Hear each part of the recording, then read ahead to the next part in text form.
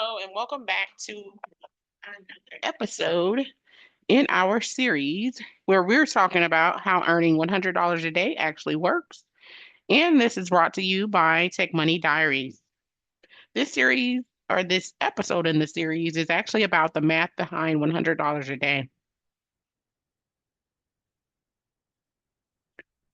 So far in the series, we've talked about why $100 a day is harder than it sounds, which types of online work can realistically reach it, why most platforms cap earnings on purpose. Today, we're going to talk about the part almost no one explains clearly, the time versus pay math behind $100 a day. Because a lot of people are working hard, they're just working in a way that doesn't move the number.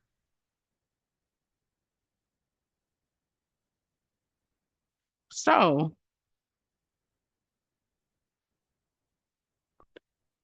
the simple math people skip is this, stripping it down to the basics. There are only two ways to hit $100 a day: few hours at a high rate or more hours at a lower rate. For example, 4 hours a day at $25 an hour, excuse me, 5 hours at $20 an hour, or 8 hours at $12.50 an hour. All of those equal $100, but they feel very different. And this is where most people misjudge what's sustainable.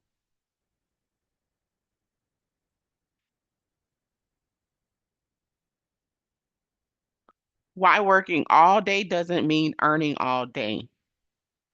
One of the biggest frustrations in online work is this feeling: I was online all day, so why didn't I make much? Because in remote and platform-based work, logged in time does not equal paid time.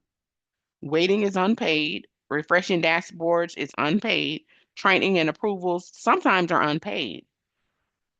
When people say that they're working 8 hours, often only 3 to 4 of those hours were actually paid. The gap is what destroys motivation.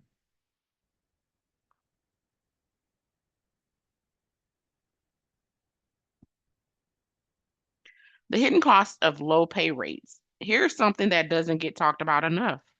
Low hourly rates don't just pay less, they consume more energy.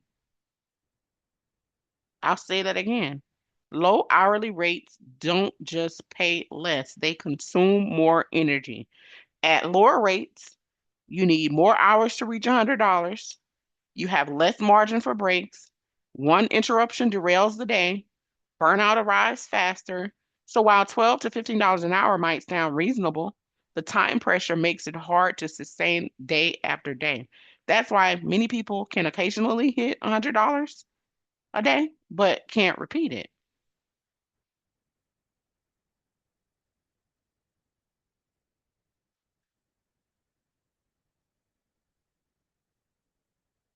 The other side, why higher rates don't automatically fix it. Higher rates come with trade-offs.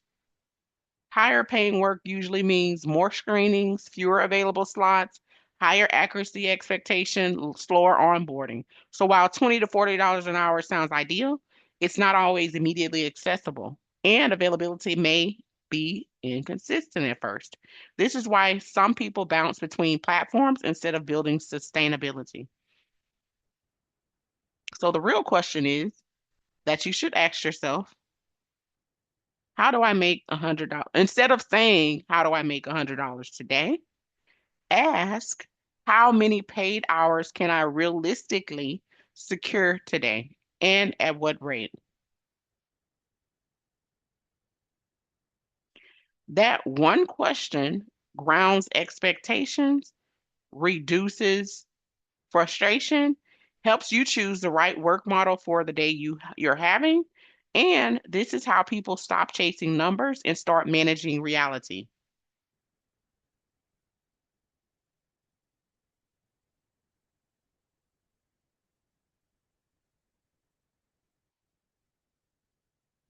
Why this math changes how you stack work. Once you understand time versus pay math, stacking makes more sense. People don't stack because they're chaotic. They stack because one source is consistent but low, another is higher paying but inconsistent. When one when done intentionally, stacking is about smoothing income, protecting energy, and reducing reliance on any single platform in general. But without the math, stacking just feels like exhaustion.